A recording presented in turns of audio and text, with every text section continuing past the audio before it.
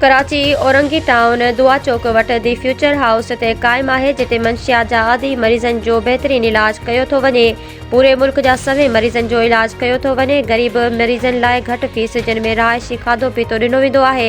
इन इदारे में नाले वारा माहिर नफ़्सियाती डॉक्टरनि जी टीम मौजूदु आहे। उन हवाले सां डॉक्टर मोहम्मद चारण ऐं मरीज़नि जा वीचार ॿुधो। मुंहिंजो नालो मोहम्मद अली आहे ऐं मां बेसिकली जेको आहियां सो ज़िले नौशारो फिरोज़ टारूशाह शहर मां तालुक़ु रखां थो।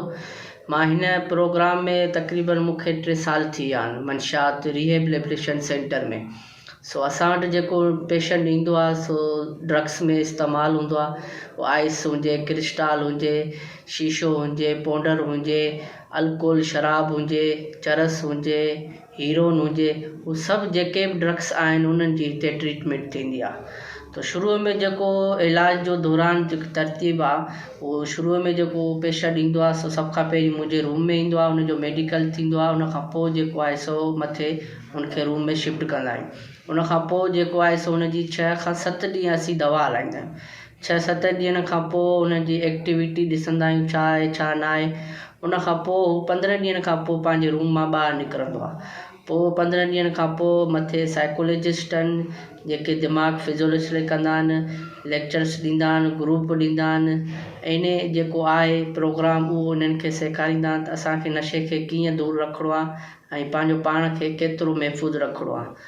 सो इहे सभु शयूं रिहेबिलिटेशन सेंटर में मौजूदु आहिनि। असां वटि ग़रीब बि आहे, अमीर बि आहे। सो असीं कम सां कम जेकी आहे असांजे इदारे जी फ़ीस आहे, सो असीं पंहिंजी माली मदद बि कंदा आहियूं, सोशल वेलफेयर बि कमु कयूं था।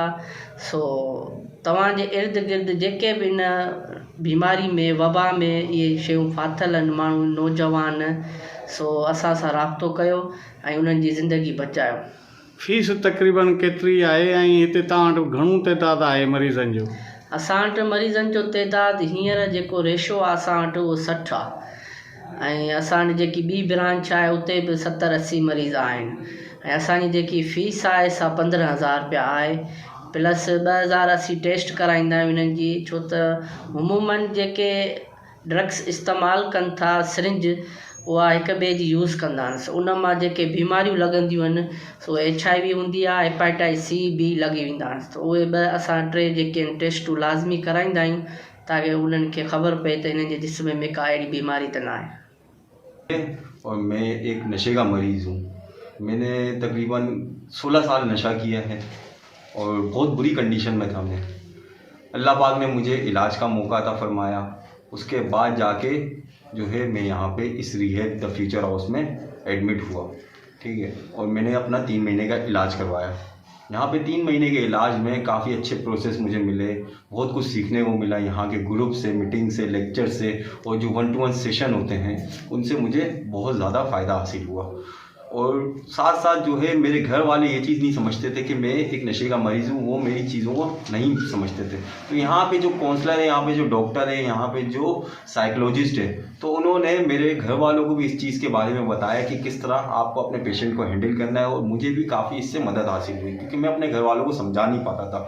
खैर आहिस्ते आहिस्ते मेरे अंदर बेहतरी आती गई और मेरे अंदर जो बेहतरी आई उसकी वजह से, वो सबसे बड़ी वजह यह है कि मैंने अपने घर वालों का एतमाद आहिस्ते आहिस्ते हासिल करना शुरू किया, भरोसा हासिल करना शुरू किया और सारी चीज़ें मेरी बेहतर होना शुरू हो गई। मेरे माली हालात, कारोबारी मामलात, घरेलू मामलात, माशी मामलात, ये सारी चीज़ें, जिस्मानी जो है कमज़ोरी, दिमागी तौर पे मैं काफ़ी परेशान हो गया था। तो ये सारे मामला जो है मेरे आहिस्ते आहिस्ते करके बेहतर होना शुरू हुए। 3 महीने के इलाज में मुकम्मल मेरा ये प्रोसेस चलता रहा। उसके बाद जाके मैंने अपने अंदर जो बेहतरी हासिल की है और रिकवरी हासिल की है, वो देख के मेरे जो रहनुमा हैं उन्होंने मुझे आगे की तरफ बढ़ाया। और भी जो है जैसे कि मैं अभी बाहर काम करने जाऊँगा तो उससे पहले ही मुझे यहाँ पे तैयार कर दिया गया यहाँ पे काम के हवाले से। ये सारी चीज़ें हैं और आज मैं एक अच्छी खुशहाल ज़िंदगी गुजार रहा हूँ। कई काम उन लोगों ने हमारे लिए खोल के रखे, मगर हम लोग उस काम के काबिल थे मगर खुद काबिल नहीं छोड़ा, क्योंकि हम लोग को नशे के पीछे आदि थे। हम नशे के पीछे जाते थे, काम वाम छोड़ देते थे, किसी के और के हवाले कर देते थे। मेरे लिए रश्के भी खरीदे, सुजुकी भी, मगर वो मेरा ज़हन ही नशे के तरफ होता था, काम को तो तवज्जो नहीं होता था। घर के सामने जो आजाद पेश करता था कि आप लोगों ने ये नहीं करके दिए, सब अपने काम कर रहे हैं। क्या वो मेरे से नशा बोलता था, अगर काम करने वाला बंदा हो वो और काम कर लेता है, मगर हम लोग को नशे ने बहुत होशियार किया था, इतना कि अपने उसके लिए तो हम लोग उसके आगे